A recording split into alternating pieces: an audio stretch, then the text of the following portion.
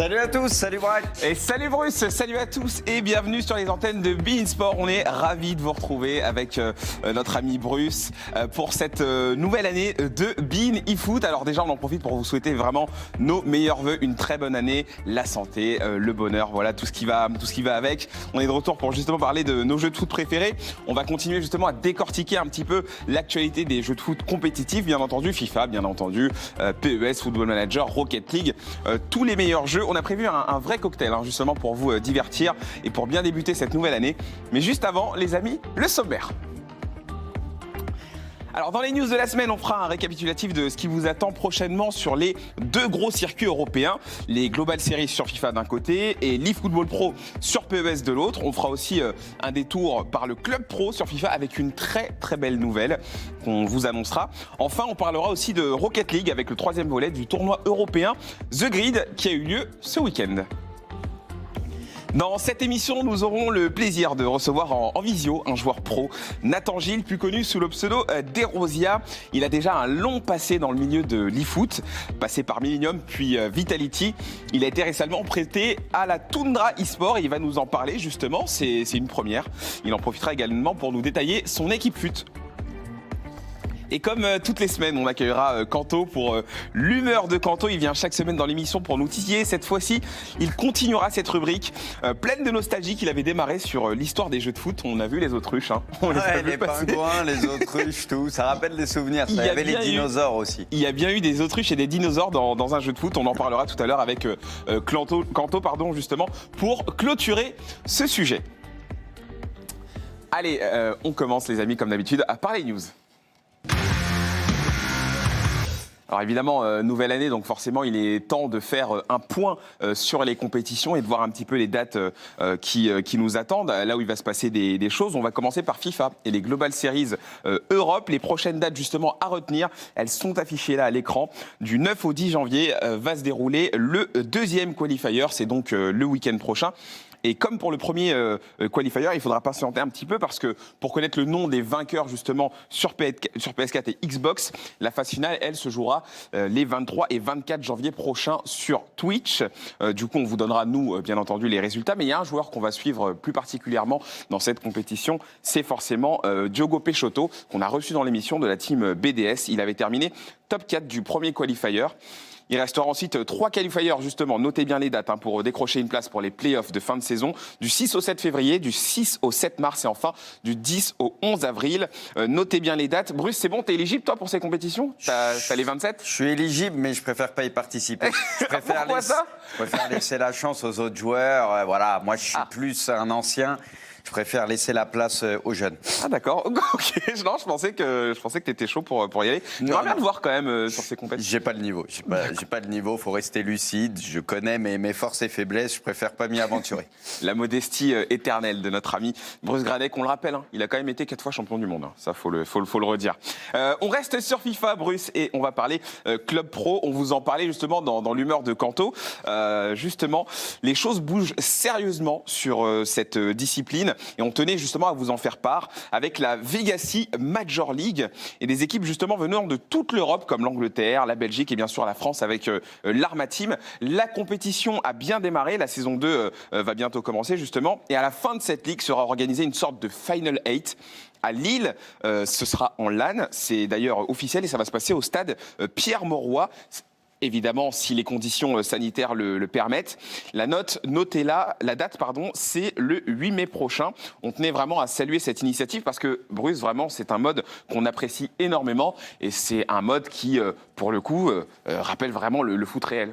Exactement, et puis c'est aussi des passionnés qui sont derrière. Voilà, il n'y a pas autant d'argent, on va dire, que le circuit classique en 1v1. Donc c'est beaucoup de passion et on voit que ça se professionnalise petit à petit aussi. Voilà, ils essayent de pousser les choses et c'est vraiment une très bonne chose. Moi, c'est un mode que j'aime beaucoup aussi. Et carrément, évidemment, dans Bini Foot, on ne cessera justement de pousser, de pousser ce mode-là et d'en parler. Donc, on suivra cette compétition avec la plus grande attention. Les amis, on parle maintenant de PES. Là aussi, quelques dates à retenir, évidemment. C'est vraiment le point. Voilà. Il y a beaucoup de choses. Prenez votre agenda et notez bien toutes ces compétitions, justement. C'est l'AS Monaco eSport qui représente la France sur PES et sur l'eFootball Pro, emmené par, évidemment, le triple champion du monde, Walid Tebboune. L'AS Monaco eSport qui a remporté ses 2 premiers matchs, bien entendu, on le rappelle. C'était contre le Celtic, on le voit ici à l'image. C'est un mode qui se joue justement en 3 contre 3, Bruce. C'est pas du club pro, mais ils sont 3. Oui, ils sont 3, c'est propre à PES et on sait que c'est un mode aussi qui est très apprécié sur le jeu.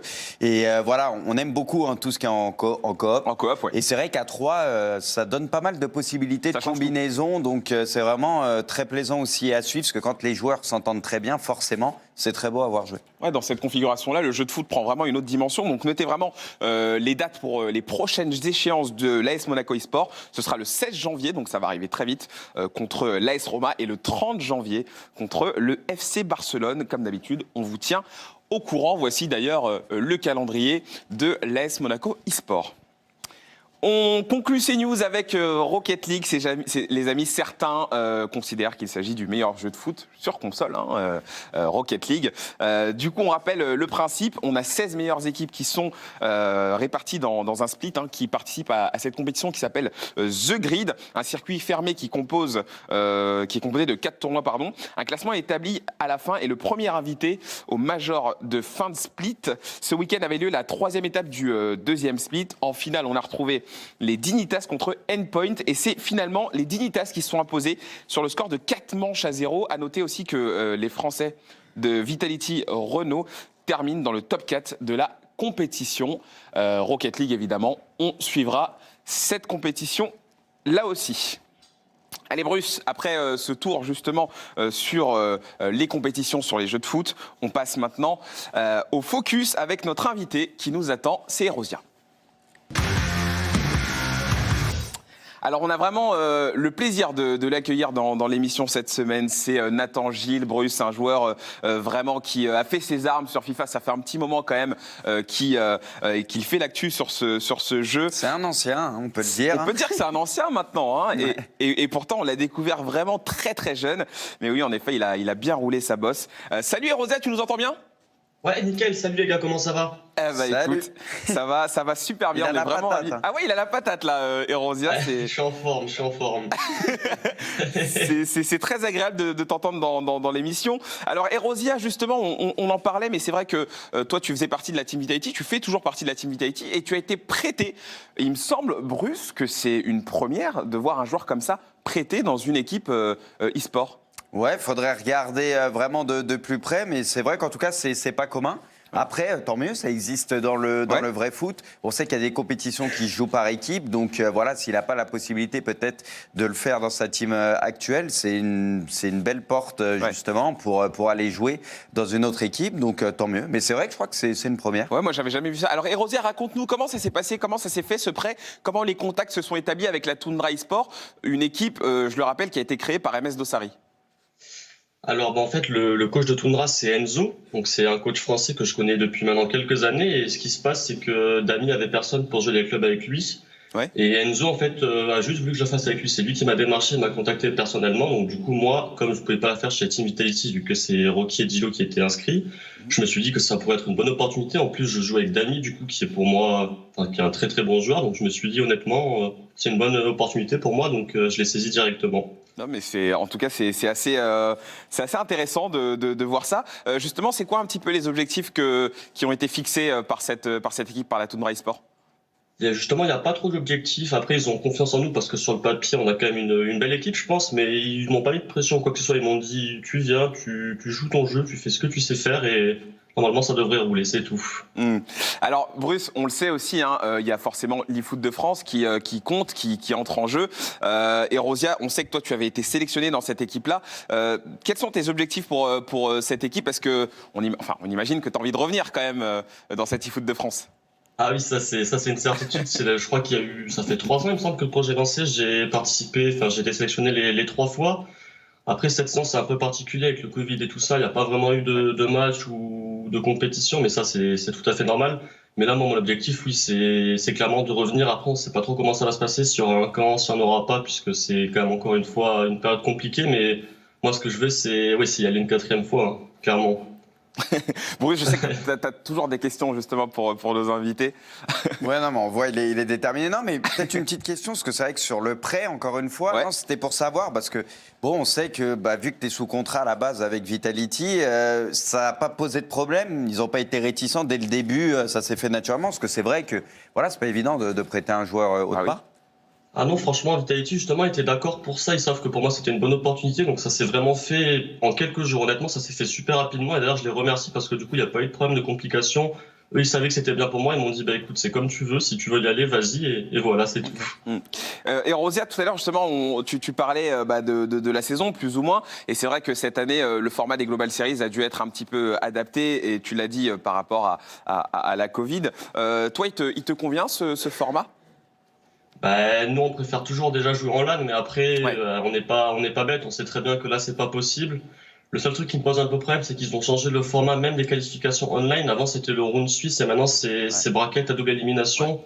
Moi, personnellement, je préférais le round suisse. Je pense que la plupart des joueurs pros préféraient le round suisse aussi. Mais bon, après, ça, c'est encore un autre débat. C'est lié qui fait ses choix. Et voilà, on n'a pas d'autre choix que de respecter. Tu te places comment, justement, sur ce débat, toi, Bruce? Le round suisse ou Non, c'est vrai que moi, je vais souvent me ranger du côté des joueurs. C'est vrai que le round suisse, c'est quelque chose qui est très apprécié. Et voilà, c'est un format qui est très cool, même au niveau de l'e-sport de manière générale.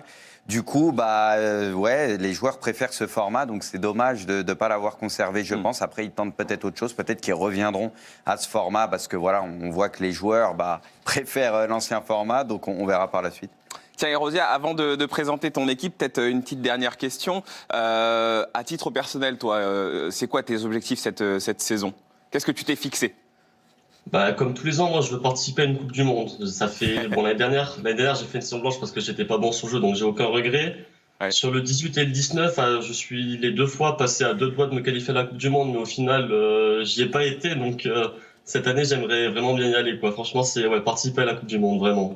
Ouais, c'est le rêve de beaucoup de joueurs, la Coupe du Monde, en effet. Non, mais c'était au poil, Erosia. Écoute, on te garde encore un tout petit peu. On va justement maintenant présenter ton équipe, celle avec laquelle tu joues sur le mode FIFA Ultimate Team.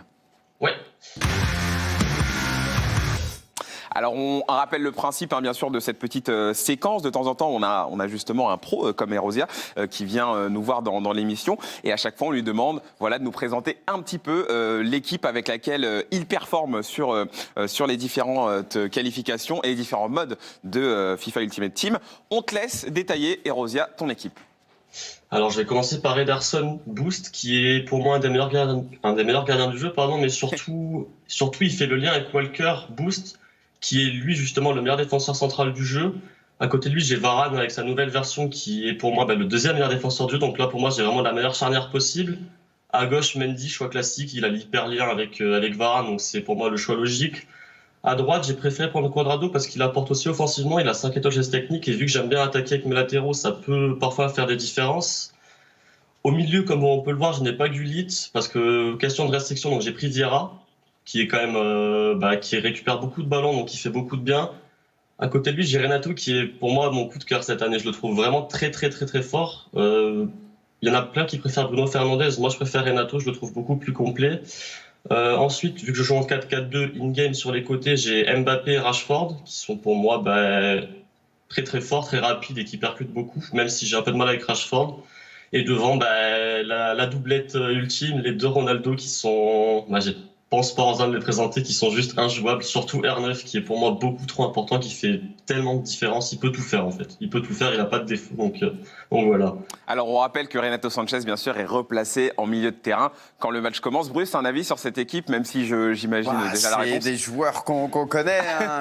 Voilà, ça fait. J'ai testé Ederson pour la première fois la version Boost ce week-end. Et c'est vrai que les gardiens, on a tendance à dire, ils se valent à peu près tous. Je l'ai trouvé vraiment très très fort. Il m'a sorti des parades. J'ai l'impression qu'il est assez unique cette année. Parce que J'ai testé pas mal de goals et c'est vrai qu'il a quelque chose de spécial. Je suis assez d'accord. C'est vrai que la tendance était plutôt Nick Pope en ce début de saison.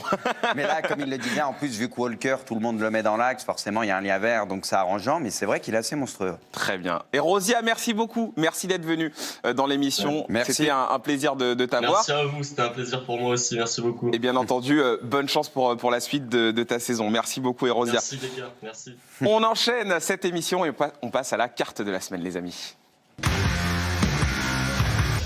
Alors, une nouvelle carte avec un joueur qui a signé dans un club de Ligue 1 cette saison. Bruce, un joueur particulier. Et c'est une carte flashback. Exactement, c'est une carte que tout le monde aime puisque c'est Ben Arfa. Voilà. Ouais. On le sait, c'est un joueur dans la vraie vie que tout le monde aime voir sur un terrain parce qu'on sait qu'il va se passer des choses, bien évidemment. Et sur le jeu, c'est pareil. C'est un joueur qui a toujours été très prisé parce que voilà, les 5 étoiles, forcément, en geste technique, font de lui un joueur très très dur à défendre. Alors, toi, tu le conseillerais, Ben Arfa, justement, dans le jeu, là, pour un joueur qui veut se faire une équipe très compétitive? Alors, il a une belle carte. Après, il coûte à peu près 200 000 crédits. Ouais. Voilà, donc c'est pas donné. Mais voilà, c'est Ben Arfa. C'est 5 étoiles en geste technique. C'est 4 étoiles en mauvais pied. On sait, très très gros dribbleur.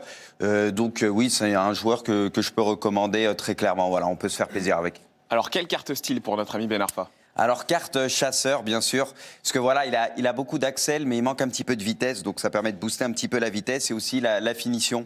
79 de finition, c'est pas assez, donc ça permet d'avoir un gros boost à ce niveau-là. Voilà. Avec la carte chasseur, je pense que c'est un petit carnage. Et donc, je sais pas si tu l'as dit, mais il faudrait plutôt le faire jouer en 10, c'est ça, hein? En 10, je pense que c'est impeccable. Sur le côté, tu peux aussi l'utiliser, mais il manque peut-être légèrement de vitesse. Mais grâce à la carte style, ça permet d'être vraiment pas mal. Mais voilà, je le vois bien en soutien de l'attaquant en 10. Ouais. Eh bien, écoutez, pour tous les fans d'Atem Ben Arfa, vous savez, les amis, ce qu'il vous reste à faire. Merci, Bruce, pour cette très belle carte. On passe désormais à l'humeur de Kanto.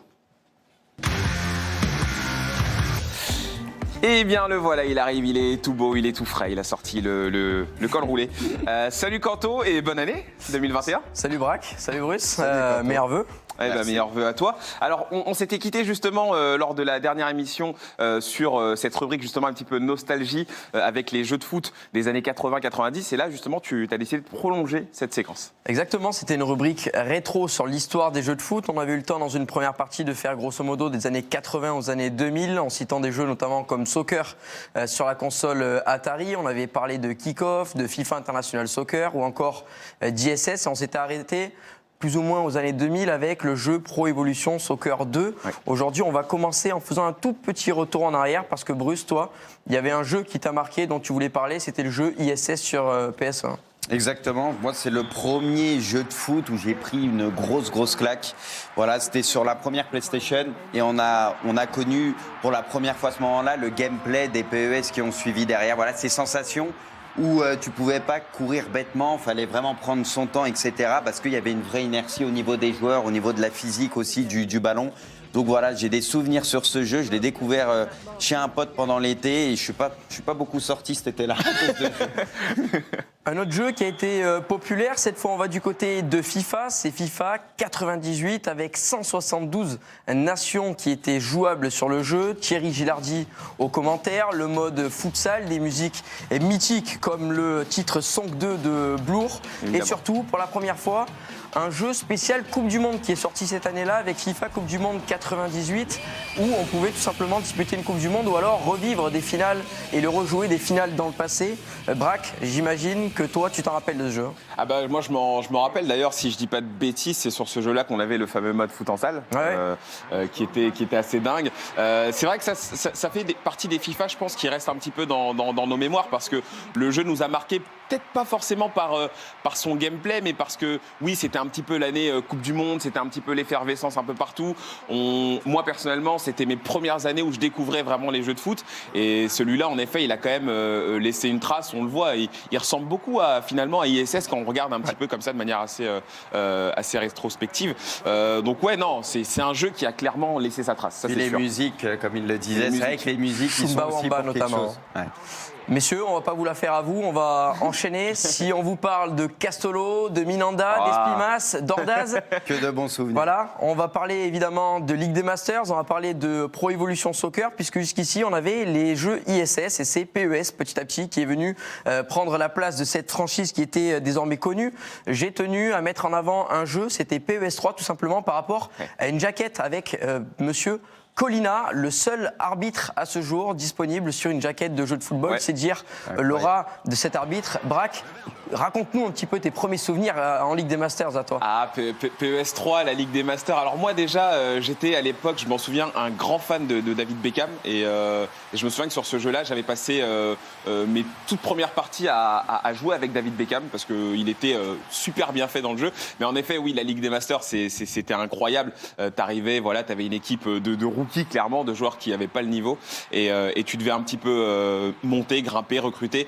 Et c'est vrai que PES 3, ouais, en effet, c'est un jeu aussi qui me laisse un souvenir.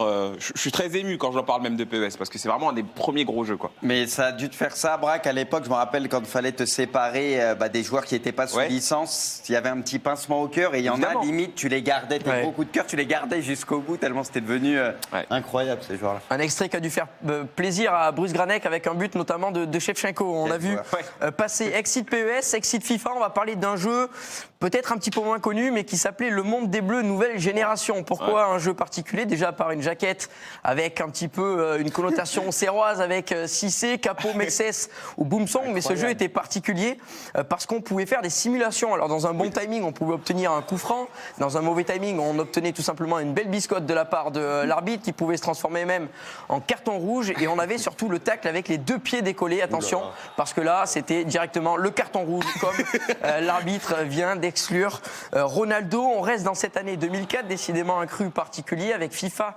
2004 et notamment ces coups francs qui étaient particuliers. Je ne sais pas si vous vous rappelez, il y avait la cible, on devait viser, il y avait un ballon, on décidait est-ce qu'on voulait frapper le ballon d'en haut, d'en bas et surtout quel effet on voulait mettre à ce ballon. Et c'était une année où on pouvait tirer les coups francs avec Juninho, mais encore Beckham et sa célèbre double couette. En général, ça faisait souvent but. Ça ressemble un peu au système de FIFA actuellement. C'est vrai que, il y a de ça quelques FIFA, il n'y avait pas autant de possibilités, ils l'ont rajouté assez récemment finalement et voilà, on sait d'où ça vient. C'est l'idée de pouvoir mettre de l'effet dans tes frappes sur coup franc. C'est ça qui est intéressant. Allez messieurs, on retourne sur PES et un PES qui a forcément marqué, voire changé ta vie. Bruce, je vais te laisser en parler, c'est Pro Evolution Soccer 5. Oui, PES 5, j'ai la petite larme pendant que j'en parle. C'est pour moi peut-être la meilleure simulation de foot de l'histoire. Un jeu très équilibré, entre la défense et l'attaque. Des joueurs mythiques, un gameplay incroyable. Donc moi c'est le jeu de foot qui m'a le plus marqué jusqu'à maintenant. Allez, juste quelques images de l'année d'après, PES 6. Puisque messieurs, on pouvait jouer sur des autruches, sur des dinosaures ou en pingouin tout simplement. Voilà, on voit là un match autruche contre pingouin. Ça va forcément vous rappeler quelques souvenirs. Mais voilà, c'était un petit clin d'œil pour ce mode de jeu qui était sympa et qui n'est pas sans rappeler Braque sur Virtua Tennis à l'époque. Je ne sais pas si tu te rappelles, on pouvait jouer avec des tournesols à la place des raquettes, avec Tim Edman, Carlos Moya, etc. On s'inspirait de ça un petit peu du côté de Konami qui a toujours eu des rapports et des relations proches avec ces gars. Et le gameplay passe bien, même avec les autruches. On le voit, ça passe. Très bon gameplay. Ça passe plutôt pas mal. Bruce, on va conclure parce qu'on pourrait parler de cette rubrique pendant des heures et des heures. On va conclure peut-être avec FIFA 09, avec FIFA 13 qui sont encore une fois deux jeux qui t'ont marqué dans ta carrière. Ouais, exactement. Voilà, c'est les deux meilleurs FIFA pour moi. Et c'est la next-gen. Ouais, il faut partie des meilleurs FIFA aussi de l'histoire. FIFA 9, c'était la transition. Quand PES, ça commençait à aller moins bien et c'était un nouveau moteur. Et c'est vrai que FIFA 09 était juste parfait aussi au niveau de son gameplay. C'était très plaisant à jouer. Et FIFA 13, un petit peu après. Oula, ça me rajeunit pas tout ça. Et FIFA 13, qui est aussi pour moi le meilleur FIFA du coup de l'histoire et l'un des meilleurs jeux. Pareil, un FIFA très posé où il fallait vraiment construire, très équilibré. J'ai pris beaucoup de plaisir aussi et pour beaucoup de passionnés, c'est le meilleur FIFA. Bruce Granek contre Vivero, Braque, ça ne nous rajeunit pas, même si vous êtes un petit peu plus vieux que moi. C'est avec un grand plaisir. plaisir que je tiens à vous le rappeler, mais c'est vrai que les années passent, mais l'e-sport a évolué depuis. On se souviendra toujours en tout cas de cette action manquée par Vivero qui ne marque pas ce but.